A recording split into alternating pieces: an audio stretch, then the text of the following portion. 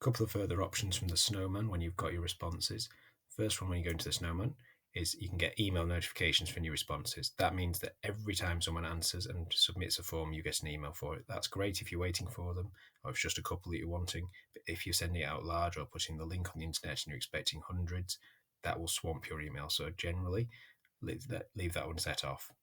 Response destination we'll come back to because that's about where that information goes. Unlink, say for example, you put the form onto the internet as a link on a website and you wanted to stop access to that, but not close the form completely. So you might want to still email it out to certain people. So you could just kill the links to it. Downloading response as a CSV file will bring it up as the data as a CSV, which if you're wanting to import it elsewhere or do something with it like that. Printing is useful, but and again, delete or responses will wipe the form. That means that you could reuse the form and have a complete new data set. Say you wanted to reuse it on a new class or a new group of parents or a new member of staff or staff team. However, it's a bit blunt a tool because you might as well just duplicate the form and then you'd have a different set of responses and you could actually compare them, which I think would be more useful. So response destination, that's because we're linked in here. By clicking on Sheets, you can open this data in a Google Sheet. Now, I think that Sheets are very powerful and are very effective for looking at data, but this automatically sets it up in charts. So for that quick look and that quick glance, you can straight away see what it's going to look like.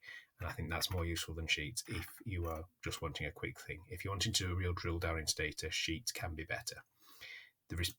The response destination then becomes important if you want to change where that data is going. If you wanted to create a new spreadsheet or start adding different spreadsheets at different times, so you could start comparing data over time, that becomes your option. But that's moving more into sheets and comparing data. A couple of the tiny little things that you can do. The summary is probably the most powerful feature. You can look down for question analysis and see how people have answered.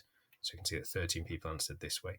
This generally works better when you are looking along with individual if you're looking for a non-anonymous quiz or a non-anonymous report, because this time I can't tell who said what. I can just generally see what people have said and can usually glean it.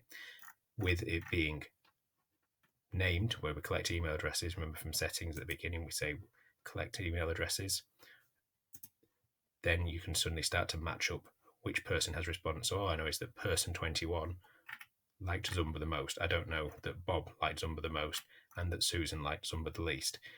So these two tools are best with named responses. It can be useful for dealing with outliers or unusual bits of data, but generally your summary is your best start point. If you want to go into depth, get yourself into sheets. If you're wanting to drill down into individuals and you've collected names, those two are your best bet as well. But as initial first look, your best bet is the summary, which is where it defaults to. And that is the more advanced look at responses on Google Forms.